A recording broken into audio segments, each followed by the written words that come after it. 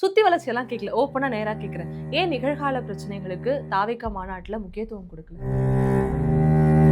நீங்க தொடர்ந்து ஒரு கட்டமைப்பு வச்சுட்டு இருந்தாங்க. பாஜகவோட பி டீம்னு சொல்லிட்டு இருந்தாங்க. அதற்கான பதில தலைவர் நேரடியா மேடையில சொல்லிட்டாரு. பெண் உறுப்புகளை வச்சே விமர்சனங்களை செஞ்சுட்டு இருக்காங்க. இது பொட்டாம் பொதுவா தாவேகா தொண்டர்கள் யாரும் செய்யறது இல்ல. இதுவுமே திமுகவுடைய சரின்னு சொல்ல போறீங்க. திமுக, அதிமுக, பாஜக, நாம் தமிழர் கட்சின்னு மற்ற எல்லா கட்சியிலும் எடுத்துக்கணும். எந்த கட்சியிலேருந்து யாராவது ஒரு முக்கியமான ஆட்கள் வெளியில் வந்துட்டாங்க, உடனடியாக அடுத்த செய்தி என்ன தெரியுமா வரும் மீடியாவில்? தாவேகால சேர்றதுக்கு தயாராகிட்டாங்க, தாவேகால வருவதற்கான முன்னேற்பாடு. எனக்கு என்னன்னா, செங்கோட்டையன் அவர்கள் ஒருவேளை வெளியேறாரு அப்படின்னா, தினகரன் அவர்கள், செங்கோட்டையன் அவர்கள், சசிகலாவுமே ரீஎன்ட்ரி கொடுக்குறாங்க இல்லையா? இவங்க எல்லாரும் சேர்ந்து ஒரு கட்சி ஆரம்பிச்சு அந்த கட்சியோட விஜய் அவர்கள் கூட்டணி சேருவாங்களோ அப்படின்னு எதிர்பார்க்கப்படுது. நல்ல அரசியல் படம் எடுப்பதற்கான எல்லா தகுதியும் உங்களுக்கு இருக்குது.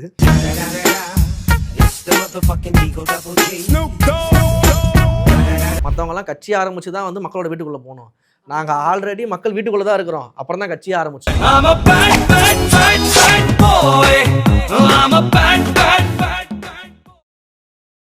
டேக் ஒன் நேயர்களுக்கு வணக்கம். இன்றைய அரசியல் கலந்துரையாடலுக்காக நம்மோடு இணைந்து இருக்கிறார் தாவேகாவினுடைய செய்தி தொடர்பாளர் ரபீஷ் அவர்கள். வணக்கம். வணக்கம்.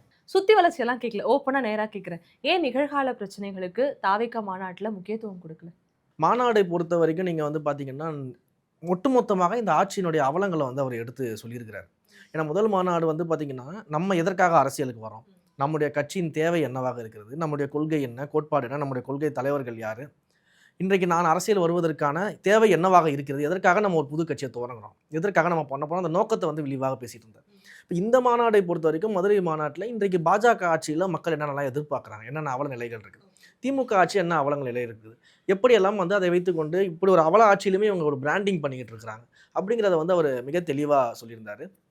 அதற்கு பிறகாக நம்முடைய தீர்மானங்கள் கொண்டு வரப்படதா இருந்துச்சு, வாசிக்கப்படதா இருந்துச்சு மேடைகள்லேயே. பட் ஆனால் நேரக்குறைவு காரணமாக அந்த க்ரௌடு அண்ட் நேரங்கள் ஒரு சில பிரச்சனைகள் இருந்ததுனால நம்ம என்ன பண்ணோம், அந்த தீர்மானத்தை தனியாக வெளியிட்டிருந்தோம். ஆக்சுவலாக அந்த மேடையில் நிறைவேற்ற மாதிரி இருந்துச்சு. அந்த தீர்மானங்களில் அந்த நிகழ்கால பிரச்சனைகளுக்கான தீர்வுகள், இந்த ஆட்சியாளர்கள் என்ன செய்யணும் அப்படிங்கிறத வலியுறுத்தி நம்ம அந்த தீர்மானத்தை வெளியிட்டதா இருந்துச்சு. அப்ப அந்த நேரக்குறைவின்மை காரணமா தான் இந்த பல விஷயங்கள் தள்ளி போயிருக்கும். இந்த தீர்மானம் நிறைவேற்றது தள்ளி போச்சு. கச்சத்தீவு பிரச்சனையா இருக்கட்டும், இலங்கை மீனவர்கள் பிரச்சனையா இருக்கட்டும், ரொம்ப காலமா நடந்துட்டு இருக்கு. பல அரசியல் கட்சி தலைவர்கள் பேசிட்டு இருக்காங்க. ஆனா கரண்டா நடக்க போற பிரச்சனை அப்படின்னு பார்க்க போனா, அப்போ துப்புரவு பணியாளர்களுடைய பிரச்சனை ரொம்ப பெரிய பிரச்சனையா பார்க்கப்பட்டது. விஜய் அவர்களுமே கூப்பிட்டு பேசி இருந்தாங்க.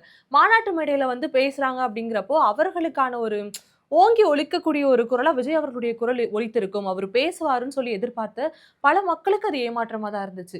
ஏன் பேசலங்கிற ஒரு கேள்வி தொடர்ந்து எழும்போது உங்களுக்கு தோணுச்சா அது நிஜமாவே? இல்ல, அதற்கு முன்பாகவே தலைவர் அந்த தூய்மை பணியாளர்களை அழைச்சி சந்திச்சாரு.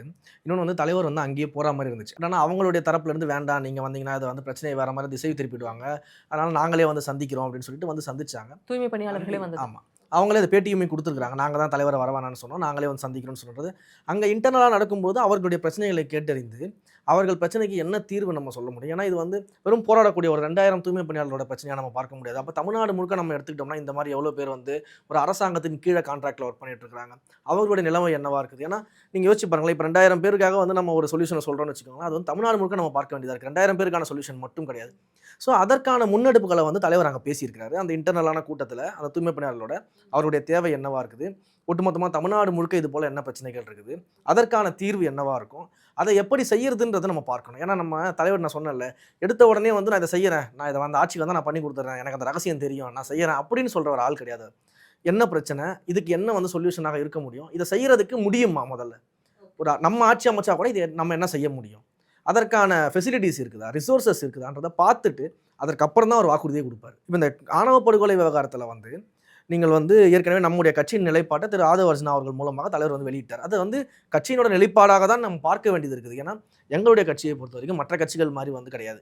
ஏன்னா இன்றைக்கு அண்ணா எப்படி அவருக்கு பின்னால் பல தலைவர்களை உருவாக்கினார். நீங்கள் அண்ணா மேலே இருக்கும்போது 10 தலைவர்கள் பேசுவாங்க, அண்ணா கூட இருக்க 10 தலைவர்களும் பேசுவாங்க, ஐயா கலைஞர் அவர்கள் பேசுவார், எம்ஜிஆர் அவர்கள் பேசுவாங்க, எல்லாருமே வெளிச்சம் பெற்றாங்க.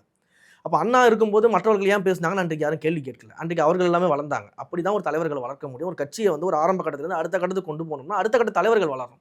அப்போ அதன் அடிப்படையில் எங்கள் கட்சியில் ஆதவ அர்ஜுனா அவர்கள் அறிக்கை கொடுக்குறாரு, சிடிஆர் அறிக்கை கொடுக்குறாரு, ராஜ்மோகன் அறிக்கை கொடுக்குறாரு, பல இடங்களில் நான் கொடுத்துருக்கிறேன், வேளாண்மணி கொடுத்துருக்காருன்னா எதற்கு அப்படின்னா அடுத்த கட்ட தலைவர்களை உருவாக்கக்கூடிய பணி. ஆனால் அது எங்களுடைய அறிக்கை கிடையாது.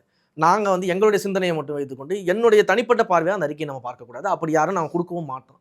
கட்சி என்ன முடிவு எடுக்குது. இப்போ ஆணவ படுகொலை விவகாரத்துல, கவின் விவகாரத்துல ஆதவ அர்ஜுனா என்ன குடுத்தாரோ அதுதான் கட்சியோட நிலைப்பாடு. அது தலைவருக்கு தெரியாமலோ, கட்சிக்கு தெரியாம வரக்கூடிய அறிக்கை கிடையாது. அப்ப அதுதான் நிலைப்பாடு நம்ம அங்கேயே தெரிய வச்சுட்டோம். இன்னொன்று, நம்ம இந்த தீர்மானத்துல ஆணவ படுகொலைக்கு எதிராக ஒரு சிறப்பு சட்டத்தை இயற்ற வேண்டும் சொல்லி அந்த தீர்மானம் நம்ம நிறைவேற்றணும். இந்த மாநாட்டுல வந்து அது வாசிக்கப்படுறதாக இருந்துச்சு. ஆனா அது சொன்னது போல நேரமின்மை காரணமாக வெளியிடப்பட்டது. அந்த தீர்மானத்தை நீங்க எடுத்து பார்த்தீங்கன்னா, ஆணவ படுகொலைக்கு எதிராக ஒரு சிறப்பு சட்டத்தை தமிழ்நாடு அரசு கொண்டு வரணும். அத நாங்க வலியுறுத்தி இருக்கிறோம். ஏன்னா ஏற்கனவே இந்த தமிழ்நாடு அரசு முதலமைச்சர் வந்து அந்த ஆணவ படுகொலைக்கு எதிரான சிறப்பு சட்டத்தை கொண்டு வரேன்னு சொன்னவர். ஆட்சி வருவதற்கு முன்னாடி. ஆட்சிக்கு வந்தோனே சட்டமன்றத்துல என்ன பண்ணிட்டாருன்னா, நான் வந்து அந்த தீர்மானம்லாம் தேவை கிடையாது. அந்த ஒரு சட்டம் தேவை கிடையாது அப்படின்ட்டாரு அவரு. ஸோ இப்படி ஒரு சூழல்ல நீங்க அந்த மாரி மாற்றி பேசாதீங்க. மக்களுக்கு நீங்க சொன்ன வாக்குறுதி நிறைவேற்றுங்கன்னு நம்ம அந்த வாக்குறுதி வந்து நம்ம சொல்லியிருக்கிறோம். ஸோ எல்லா இடங்கள்லயுமே எப்படி நம்ம வலியுறுத்துறோம், என்ன சொல்யூஷன் பெஸ்ட்டா போறோம் அப்படின்றத நம்ம பார்த்துட்டு இருக்கோம். அந்த சிறப்பு சட்டத்தை கொண்டு வருவதற்கான அனைத்து முன்முயற்சிகளிலுமே வந்து நம்முடைய கழகம் நடைபெற்றுக் கொண்டிருக்கிறது. தாவேகா மீது வந்து திட்டமிட்டே பல பேர் வந்து விமர்சனங்களை உருவாக்குறாங்கன்னு சொல்லும் பொழுது, தாவேகாவுடைய வெர்ச்சுவல் வாரியர்ஸ் இருக்காங்கல்ல, அவங்க மேல தொடர்ந்து பல இடத்துல இருந்து கம்ப்ளைண்ட் வந்துட்டே இருக்கு. கமெண்ட் செக்ஷன்லயோ இல்ல ஒரு சில ஊடகங்கள் மூலியமாவோ பெண் உறுப்புகளை வச்சே விமர்சனங்களை செஞ்சுட்டு இருக்காங்க. இது வந்து பொட்டாம் பொதுவா வந்து நம்ம வந்து தாவேகா தொண்டர்கள் யாரும் செய்யறது இல்ல. இதுவுமே திமுகவுடைய சதின்னு சொல்ல போறீங்களா? இப்போ நாங்க வந்து அந்த இதுல இருக்கிறோம், கட்சிக்குள்ள இருக்கிறோம். இங்க இருக்கக்கூடிய ஐடி விங் இருக்கட்டும், அந்த ஐடி விங்ல இருக்கக்கூடிய அந்த ஐடிக்கள் ஆகட்டும், அந்த நபர்களாகட்டும், இந்த ஐடிஸை நம்ம தொடர்ந்து பார்த்துக்கிட்டு வரோம். இந்த ஐடிக்கள்ல இருந்து பெரும்பாலும் இது போன்ற விஷயங்கள் நடக்கிறது கிடையாது. நம்ம உள்ள இருந்து பார்க்கறதுனால சொல்றேன். ஏன்னா நமக்கு வந்து மேக்ஸிமம் இங்க இருக்கக்கூடிய எல்லா ஐடிகளும் தெரியும். ஒவ்வொரு மாவட்டத்துல யார் யார் இருக்கிறாங்க, யார் எந்த வந்து பேஜஸ் வந்து ஹேண்டில் பண்றாங்க. ஏன்னா இவங்க எல்லாருமே வந்து ரசிகர்கள் இருந்து அங்க ரசிகர் பேஜா இருந்து அதை வந்து இன்னைக்கு வந்து ஒரு அரசியல் பேஜாக வந்து அவங்க பயன்படுத்தி கொண்டு அரசியல் பேசி கொண்டு இருக்கிறார்கள். அப்படின்றப்போ நம்ம தொடர்ந்து கவனிச்சு வரோம். கிட்டத்தட்ட 10-15 ஆண்டுகளாக நம்ம இவர்களை பார்த்துட்டு வரோம். அப்போ இது போன்ற நிகழ்வுகள் பெரும்பாலும் இங்க நடக்கிறது கிடையாது. பட் நீங்க சொல்வது போல நிகழ்வுகள் வந்து யார் செஞ்சாலும் நாங்க கண்டிக்கிறோம். அதில் எந்த விதமான மாற்று கருத்துமே கிடையாது. தரக்குறைவாக பேசுவதையோ, இல்லை வந்து அவதூறாக பேசுவதையோ, பொய் செய்திகளை பரப்புறதையோ, அதை யார் செஞ்சாலும் நம்ம கண்டிக்கிறோம். அது ஒருவேளை வந்து இன்னார் தான் இவர் தாவேகாவுல சேர்ந்தவர் இப்படி பண்ணியிருக்காருன்னா நடவடிக்கை எடுக்கவும் நாங்க தயாரா இருக்கிறோம். முன்னாடி பேசும்பொழுது, மாநாடு முடிஞ்ச உடனே விஜய் அவர்கள் வந்து மக்கள நேர்ல சந்திக்க போறாரு அப்படின்னு சொல்லியிருந்தாரு. ஓகே, மாநாட்டுல வந்து அத அறிவிப்பாரு அப்படிங்கிற மாரி சொல்லியிருந்தோம். ஆனா, அது தொடர்பான எந்த விஷயமுமே இல்ல. ஆனா, அவர் சொல்லியிருந்தார். நான் மக்கள சந்திக்க போறேன் அப்படிங்கிற மாரி சொல்லியிருந்தாரு. விஜய் அவர்கள் வந்து இந்த வாகனத்துல தான் போறாரு. அந்த வாகனம் தயாராயிடுச்சு. இது இவ்ளோ மதிப்பு. இந்த மாரியான வாகனம் தொடர்பான எல்லாமே தயார் நிலையில இருக்கு. விஜய் அவர்கள் தயார் நிலையில இல்ல நம்ம இருக்காரா? மாநாட்டிற்கு முன்னாடியே நம்ம சொல்லிட்டோம். செப்டம்பர்ல இருந்து 3 மாத காலங்கள் வந்து தொடர்ந்து தலைவர் வந்து மக்களை சந்திக்க போறாரு. மக்கள் சந்திப்பு நிகழ்வுகள் ஏற்பாடு பண்ணிருக்கோம். எங்களுடைய பொதுச் செயலாளர் வந்து மாநாட்டிற்கு முன்னாடி நடந்த வந்து ஒரு கூட்டத்திலேயே வந்து அவர் நம்ம தீர்மானமா அதை நிறைவேற்றணும்.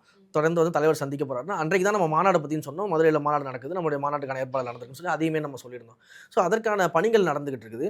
நம்ம மாநாடை பொறுத்தவரைக்கும் மிக தெளிவா என்ன சொல்லிக்கிட்டு இருந்தோம்னா, இன்றைக்கு இருக்கக்கூடிய இந்த கேள்விகள், கூட்டணி தொடர்பான விஷயங்கள், இந்த விஷயங்களுக்கு எல்லாருக்குமே வந்து ஒரு முற்றுப்புள்ளி வைப்பாரு அப்படின்னு நம்ம சொல்லியிருந்தோம். ஸோ அதை தலைவர் வந்து மிக தெளிவா வந்து சொல்லியிருக்காரு. நீங்க தொடர்ந்து வந்து ஒரு கட்டமைப்பு வச்சுட்டு இருந்தாங்க. பாஜகவோட பி டீம், பாஜகவோட பி டீம்னு சொல்லிட்டு இருந்தாங்க. அதற்கான பதில வந்து தலைவர் வந்து நேரடியா மேடையில சொல்லிட்டாரு. ஸோ நம்ம பாஜகவை எதிர்த்து தான் நீங்க வந்திருக்கிறோம். கொள்கை எதிரியாக நம்ம பாஜகவை ஃபிக்ஸ் பண்ணிட்டு தான் நம்ம இங்க களமாடிட்டு இருக்கிறோம். அப்ப இந்த பாஜகவை எதிர்த்து தான் நம்மளுடைய தமிழ்நாடு அரசியல் இருக்க போகிறது அப்படின்றாரு. அதே போல நம்முடைய அரசியல் எதிரியாக இருக்கக்கூடிய திமுகவை எதிர்த்து நம்ம பண்ண போறோம். இன்றைக்கு பாஜக கூட சேர்ந்த அதிமுகவினுடைய நிலைமை என்னவா இருக்குது? அப்போ வந்து இங்க வந்து நாங்க வந்து யாரு கூடயும் கூட்டணி போற நிலைமையில கிடையாது. நாங்கள் வந்து தனித்தே ஜெயிப்பதற்கான எல்லா அந்த வாய்ப்புகளும் எங்களுக்கு இருக்குது. இப்போ எங்களை நம்பி வந்தால், எங்களுடைய கொள்கைகளை ஏற்று வந்தால் தான் நாங்கள் அரவணைப்புன்னு ஏற்கனவே சொல்லியிருக்கும்போது, அப்போ இந்த கூட்டணி கணக்குகள் எல்லாத்திலையும் மிக தெளிவாக தலைவர் அவர்கள் வந்து அந்த மாநாட்டில் பதில் சொல்லியிருக்கிறாரு. ஸோ இந்த பாஜக இன்றைக்கு அதிமுக கூட்டணி வச்சிருச்சு, அங்கே வந்து தாவேகா தலைவர் அங்கே போறாரா, இல்லை தாவேகா அவங்க கூட போய் சேர போகுதுன்ற நரேட்டிவ்லாம் செட் பண்ணிட்டு இருந்தாங்க. அப்போ மிக தெளிவாக சொல்லிட்டாரு, அந்த கூட்டணியே அங்கே ஒன்றுமே இல்லாமல் ஆயிடுச்சு. என்றைக்கு அதிமுக பாஜக கூட போய் சேர்ந்ததோ அன்றைக்கு அந்த கூட்டணி ஒன்றும் இல்லாமல் ஆயிடுச்சு. அப்ப அதை மிக தெளிவா அவர் சொல்லிட்டாரு. அப்ப இது போன்ற இந்த நரேஷனுக்கு எல்லாமே அவர் அங்க பதில தெளிவா சொல்லியிருக்காரு. இத தான் நம்ம சொல்லிட்டு இருந்தோம். மாநாட்டுல மிக தெளிவாக இதற்கான பதில்லாம் குடுத்துருவாரு அப்படின்னு. அதிமுகவுடைய ஆணிவேர் அப்படின்னே சொல்லலாம் செங்கோட்டையன் அவர்கள். எம்ஜிஆரோட பயணித்தாரு, ஜெயலலிதா அம்மா அவர்களோட பயணித்தாரு. தொடர்ந்து பயணம் வந்து இப்போ செப்டம்பர் 5ஆம் தேதி நான் வந்து என் மனம் திறந்து பேச போறேன் அப்படிங்கிற ஒரு விஷயத்த சொல்லியிருக்காரு. ஒருவேளை செங்கோட்டையன் அவர்கள் தாவேகாவை நோக்கி வரார் அப்படின்னா, அது தாவேகாவிற்கு கூடுதல் பலமா அமையுமா? இல்ல தொடர்ந்து நீங்க நம்ம கட்சி ஆரம்பிச்சதுல இருந்து நீங்க ஒரு விஷயத்த பார்க்கலாம். எந்த கட்சியிலிருந்து யார் வெளியில வந்தாலும் சரி, நீங்க வந்து திமுக, அதிமுக, பாஜக, நாம் தமிழர் கட்சின்னு மாத்தி எல்லா கட்சியிலும் எடுத்துக்கங்க. எந்த கட்சியிலேருந்து யாராவது ஒரு முக்கியமான ஆட்கள் வெளியில வந்துட்டாங்க, இல்ல வந்து அந்த கட்சியிலேருந்து அவங்க வந்து வெளியில வரக்கூடிய மனநிலை இருக்காங்கன்னா, உடனடியா அடுத்த செய்தி என்ன தெரியுமா வரும் மீடியாவுல? தாவேகால சேர்றதுக்கு தயாராயிட்டாங்க. தாவேகால வருவதற்கான முன்னேற்பாடு இப்படின்ற அந்த செய்திகள் தொடர்ந்து வந்துகிட்டே இருக்கும். இதற்கான அர்த்தம் என்ன தெரியுமா? மீடியாக்களுக்கு வந்து எந்த விதமான க்ளூவும் கிடையாது. அடுத்து அவங்க என்ன பண்ண போறாங்கன்றது க்ளூ கிடையாது. தாவேகா அடுத்து என்ன நிகழ்வை நடத்தப் போகிறது, அடுத்து என்ன முன்னெடுப்பு எடுக்க போறதுக்கு அந்த க்ளூவே கிடையாது. அப்போ தொடர்ந்து இது போல செய்திகளை வந்து என்ன பண்றாங்கன்னா பரவ விடுறாங்க. பரவ விட்டு அதற்கு ஏதாவது ஒரு பதில் கிடைக்குதா? அந்த பதிலை நம்ம வந்து அஃபிஷியல் செய்தியாக மாற்ற மாட்டோமா? அப்படிங்கிற ஒரு நரேஷன் தானே தவிர்த்து, எல்லா கட்சியில இருந்தும் நிறைய பேர் வெளியில போறாங்க. அவங்க மாற்று கட்சியில போய் சேர்றாங்க. அது அவருடைய தனிப்பட்ட விருப்பம். அதை வந்து அவர்களே வெளில சொல்லாத வரைக்கும் நமக்கே தெரியாது. அப்போ இது போன்ற முயற்சிகள் நடக்கிறதா? அவர் தாவேகாவுக்கு வருவாரான்னே முதல்ல நமக்கு தெரியாது. இல்ல அவர் எந்த கட்சிக்கு போறாருன்னு தெரியாது. முதல்ல அவர் அதிமுக விட்டு வெளில வருவாரான்றதே நமக்கு தெரியாது. அது அவர் அறிவிச்சா தான் நமக்கு தெரியும். அப்ப இப்படி ஒரு சூழல் இருக்கும்போது, அவர் வந்தா பலமா இல்லையான்றத தான் காலம் தான் பதில் சொல்லணும். அவர் வருவாரா இல்லையான்றதே முதல்ல காலம் தான் பதில் சொல்லணும். அது வந்து இதெல்லாமே நரேஷன் தான். இதெல்லாமே வந்து க்ளூ கிடைக்காததுனால இந்த சேனல்ஸ் நெறைய சேனல்ஸ்ல இது போன்ற வேலைகள் ஈடுபட்டுட்டு இருக்காங்க. ஆனா இப்போதைக்கு அஃபிஷியலா எதுவும் கன்ஃபார்ம் ஆகல அப்படின்னு. இப்போதைக்கு அவர் வெளியில வந்து சொல்லணும்ல. அவர் என்ன முடிவுல இருக்காருன்றத அவர் தானே சொல்லணும். அவர் இதுக்கப்புறம் தான் பேசுறேன்னு சொல்லியிருக்காரு. ஸோ அவருடைய நிலைப்பாடு என்ன? அவர் முதல்ல அந்த கட்சிய விட்டு வெளியில வருவாரான்றதே நமக்கு தெரியாதுல்ல. அப்ப அத பத்தி நம்ம கமெண்ட் பண்ண முடியாதுல்ல. இப்போ இன்னொரு ஒரு பக்கம் எடுத்துக்கிட்டோம் அப்படின்னா, விஜய் அவர்களுமே சொல்லியிருக்காங்க. இதுக்கு முன்னாடி நடந்த புரட்சி அரசியல் மாரி இது கண்டிப்பா இருக்கும். இந்த 2026 தேர்தல் களம் அப்படிதான் இருக்கும்னு சொல்லும்பொழுது, வெற்றி பெறணும், அந்த அரியணைய போய் அமரணும் அப்படின்னா, அது கூட்டணி கட்சிகள் இல்லாம பெரிய அளவுல அது சாத்தியம் கிடையாது. அதுதான் வந்து நிதர்சனமான உண்மை. கள அரசியல் எடுத்துக்கிட்டோம் அப்படின்னா, அதுதான் நிதர்சனமான உண்மை. இப்போ வரைக்கும் தாவேகாவுடைய கூட்டணிய கணிக்கவே முடியல. மோஸ்ட்டா எல்லாருடைய எதிர்பார்ப்பு என்ன இருந்துச்சுன்னா, ஒருவேளை தேமுதிக இணையறாங்க அப்படின்னா, அது நிஜமாவே ஒரு நல்ல ஒரு கூட்டணி பலமா இருக்கும் அப்படின்னு. ஆனா அங்க வந்து ஒரு டைலோமா மாரி இப்ப செயல்பட்டுட்டு இருக்காங்க. என்ன நடக்கும் அப்படிங்கிறதே தெரியல. விஜய் அவர்கள் சொன்ன மாரி அதுவே ஒரு சஸ்பென்ஸா தான் அங்க போயிட்டு இருக்கு. என்ன நடக்கும் அப்படின்னு. அப்போ தாவேகா என்னதான் பண்ண போது? அப்படிங்கிற ஒரு விஷயம் வரும்பொழுது, எனக்கு என்னன்னா செங்கோட்டையன் அவர்கள் வந்து ஒரு வேளை வெளியேறாரு அப்படின்னா, தினகரன் அவர்கள், செங்கோட்டையன் அவர்கள், சசிகலாவுமே ரீஎன்ட்ரி குடுக்குறாங்க இல்லையா? இவங்க எல்லாரும் சேர்ந்து ஒரு கட்சி ஆரம்பிச்சு, அந்த கட்சியோட விஜய் அவர்கள் கூட்டணி சேருவாங்களோ அப்படின்னு எதிர்பார்க்கப்படுது. நல்ல அரசியல் படம் எடுப்பதற்கான எல்லா தகுதியும் உங்களுக்கு இருக்குது. நீங்க வந்து ஒரு சிறந்த கதைய வந்து தயார் செஞ்சு, நீங்க ஒரு அரசியல் படம் எடுத்தீங்கன்னா, மிகப்பெரிய வெற்றி அடையும். நான் வாழ்த்துறேன் உங்கள. ஏன்னா இந்த கதை இது வந்து ஒரு யூகங்களுக்கு அடிப்படையில நம்ம என்ன பதில் சொல்ல முடியும்னு சொல்லுங்களேன். நம்மை பொறுத்தவரைக்கும் நாங்க கூட்டணியில மிக தெளிவா இருக்கோம். எங்களுடைய கூட்டணி மக்கள் கூட தான். நாங்க மக்களோட கூட்டணி வச்சிருக்கோம். மக்கள் எங்களோட கூட்டணி வச்சிருக்காங்க. அதனால தான் நம்ம சொல்றோம் 1967ல வந்து என்ன மாதிரியான ஒரு புரட்சி ஏற்பட்டதோ, 77ல எப்படி ஒரு புரட்சி ஏற்பட்டதோ, அது திரும்ப நடக்கும்னு சொல்றோம். 1967 தேர்தலை பொறுத்தவரைக்கும் மிகப்பெரிய ஒரு தேசிய கட்சி, மிகப்பெரிய அதிகார பலத்துல இருக்கு, அசுர பலத்துல இருக்குது. அப்போ வந்து தமிழ்நாட்டுல வந்து மொழி திணிக்கப்படுகிறது. தமிழ்நாட்டுல வந்து பஞ்சம் நிலவுகிறது. மக்கள் கஷ்டப்படுறாங்கன்றப்போ, அந்த மக்களுக்கான ஒரு கட்சியாக அன்றைக்கு அண்ணா தலைமையிலான திராவிட முன்னேற்ற கழகம் என்ன பண்ணுதோ ஒரு எவால்வ் ஆகுது. அந்த 67 தேர்தல்ல மக்கள் வந்து அவங்களை ஜெயிக்க வைக்கிறாங்க. அண்ணாவை முதலமைச்சராக்குறாங்க. அப்ப மிகப்பெரிய ஒரு அதிகாரத்தில் இருக்கக்கூடிய கட்சியை எதிர்த்து ஒரு மாநில கட்சி மாநில சுயாட்சிக்காக, மாநில உரிமையை மீட்டெடுப்பதற்காக ஒரு புரட்சியை செய்து, அதை அண்ணா வந்து செய்து முடிக்கிறாரு. மிகப்பெரிய மக்கள் வரவேற்பு அவங்க குடுக்குறாங்க. 77ல அதே அண்ணா தொடங்கிய திமுகவுல ஐயா கலைஞர் கருணாநிதி அவர்கள் கிட்ட போகுது. அதற்கு பிறகு மிகப்பெரிய ஊழல் குற்றச்சாட்டுகள் எழுது. அன்றைக்கு மிகப்பெரிய மக்கள் வரவேற்பை பெற்றக்கூடிய திரைத்துறையிலும் அரசியலிலும் ஆளுமையாக இருந்த ஐயா எம்ஜிஆர் அவர்களுக்கு வந்து மக்களுடைய ஆதரவு வருது. அப்போ ஊழலுக்கு எதிராக ஒரு நிலைப்பாட்டை எடுக்கிறாரு. ஊழலுக்கு எதிராக ஒரு நிலைப்பாட்டை எடுத்து, அதுவும் தான் வளர்ந்த கட்சி, தன்னோடு பழகியவர்கள், தன்னுடைய நண்பராக இருக்கக்கூடியவர், அவர் முதலமைச்சராக இருக்கும்போது அங்கே மிகப்பெரிய ஊழல் நடக்குது அப்படின்றப்போ, அந்த ஊழல் கட்சியை எதிர்த்து வந்து அன்றைக்கு எம்ஜிஆர் அவர்கள் வந்து ஒரு மிகப்பெரிய போராட்டத்தை முன்னெடுக்கிறாரு. மக்கள் ஆதரவு கொடுக்குறாங்க. ஒரு மிகப்பெரிய புரட்சி ஏற்படுது. ஸோ இன்றைக்கு இருக்கக்கூடிய சிச்சுவேஷன் அதே சிச்சுவேஷன் தான். 2026 பொறுத்த வரைக்கும் அன்றைக்கும் அந்த எம்ஜிஆர் வந்து எந்த ஊழலுக்காக அந்த கட்சியை எதிர்த்தாரோ, இன்றைக்கும் அந்த ஊழல் இருக்கு. இன்னும் அதிகமா இருக்குது இன்னைக்கு. அப்ப இப்படிப்பட்ட ஒரு சூழல்ல நம்ம இந்த ஊழல் மிகுந்த ஒரு அரசியல் கலாச்சாரத்தில் இருக்கக்கூடிய திமுகவை நம்ம எதிர்க்கிறோம். தொடர்ந்து தாவேகா மேல விமர்சனங்கள் பார்க்கும்பொழுது, சீமான் அவர்கள பத்தி இந்த இடத்துல பேசணும் அப்படின்னு நினைக்கிறேன். ஏன்னா தொடர்ந்து அவர் வந்து எங்கெங்கெல்லாம் டைம் கிடைக்குதோ, எங்கெங்க கொஞ்சம் கேப் கிடைக்குதோ, அட்டாக் பண்ண ஸ்டார்ட் பண்ணிறாரு. ஆட்சியில இருக்கக்கூடிய கட்சிய அட்டாக் பண்ணணுங்கிறது கூட அவருடைய ஐடியால இருக்கா இல்லையான்னே தெரியல. தாவேகா தான் அவருடைய முதன்மை எதிரி இப்போதைக்கு. இப்படிப்பட்ட ஒரு சூழ்நிலையில இப்போ ரீசென்ட்டா பேசும்பொழுது கூட, காட்டுக்குள்ள புலிகள் நுழைந்த உடனே ஒரு அணில்கள் கூட கண்ல காணோம். மற்ற ஆட்கள மாரி நான் யாரோ எழுதி குடுத்ததெல்லாம் பேச மாட்டேன். சத்தியமா நான் எனக்கு என்ன தோணுதோ அதான் பேசுவேன் அப்படிங்கிற மாரி விஜய் அவர்கள தாக்குறாரு. தாவேகா தொண்டர்கள தாக்குறாருன்றப்போ, தாவேகாவுடைய தரப்புல இருந்து ஏன் ஒரு வலுவான எதிர்ப்பு சீமான நோக்கி இல்ல? நீங்களே அருமையா அதுக்கான பதில சொல்லிட்டீங்களே. என்னன்னா, இன்னைக்கு நாம் தமிழர் கட்சிய பத்தி நீங்க பேசுறீங்க. அண்ணன் சீமான் அவர்கள பத்தி பேசுறீங்க. தொடர்ந்து தாவேகாவை எதிர்த்துட்டு இருக்காரு. தாவேகாவை தன்னுடைய முதன்மை எதிரியாவே கிட்டத்தட்ட அவர் சித்தரித்து பேசிட்டு இருக்காருன்னு சொல்லிட்டீங்க. அப்படி வந்து சித்தரிக்கும்போது நம்ம ஏன் அதுக்கு பேசணும்னு யோசிச்சு பாருங்களேன். நாங்க வந்து இன்றைக்கு ஆட்சி அதிகாரத்துல இருக்கக்கூடிய ஒன்றிய பாஜகவையும், மக்கள் விரோத ஆட்சி செய்யக்கூடிய அந்த திமுகவையும் 2 பேரையும் ஒரு சேர எதிர்க்கிறோம். இந்த 2 ஆட்சியாளர்களையுமே வந்து நம்ம மக்களை இவங்க கிட்ட இருந்து மக்களை எப்படியாவது நம்ம காப்பாத்திரணும். இந்த மாநிலத்தை காப்பாத்தணும் அப்படின்னு நம்ம இது பண்றோம். கொள்கை ரீதியிலாக பாஜக கிட்ட இருந்து மக்களை காப்பாற்றணும்னு நம்ம போரிடுறோம். அதற்கு தான் நாங்க அரசியல் கட்சி துவங்கியிருக்கிறோம். மக்களுக்கு எதிரான ஆட்சியை தூக்கிட்டு அந்த இடத்துல மக்கள் ஆட்சி கொடுக்கணும் தான் நம்ம கட்சியை தொடங்கியிருக்கோம். கட்சியோட நோக்கமே அதுதான் நம்ம வந்தது. அப்போ அதை நோக்கிய பயணம் தான் எங்களுடைய பயணமா இருக்குது. அப்போ நாம் தமிழர் கட்சியினுடைய நோக்கம் என்ன? நீங்க வந்து ஆட்சியை பிடிக்கணும்னு சொல்லி கட்சி ஆரம்பிச்சிங்களா? மக்களுக்கு நன்மை செய்யணும்னு சொல்லி கட்சி ஆரம்பிச்சிங்களா? ஆட்சியாளர்கள் வந்து மக்கள் விரோதமாக செல்லும்போது அவங்களை எதிர்க்கணும்னு சொல்லி கட்சி ஆரம்பிச்சிங்களா? இல்லை வந்து ஒரு 10 வருஷம் கழிச்சு தலைவர் விஜய் அவர்கள் கட்சி ஆரம்பிப்பாரு, அப்போ அவரை எதிர்க்கலாம்னு சொல்லி நீங்க கட்சி ஆரம்பிச்சிங்களா? அப்போ உங்களுடைய நோக்கமே தெளிவு கிடையாது. நீங்க அடுத்தவங்களை பார்த்து கொள்கை என்ன, நோக்கம் என்ன, கோட்பாடு என்னன்னு கேட்கறதுல அர்த்தமே கிடையாது. உங்களுடைய நோக்கம் என்ன? மக்கள் விரோத ஆட்சி நடக்கும்போது அந்த ஆட்சியை எதிர்க்கணும். அந்த ஆட்சியை எதிர்த்து உங்கள் கட்சி ஆட்சிக்கு வரணும். நான் முதல்வர் ஆனா என்ன பண்ணுவேன் தெரியுமா அப்படின்னு நீங்க பேசுறீங்க. அப்போ உங்களுடைய நோக்கம் அதுவாக தான் இருக்கும்.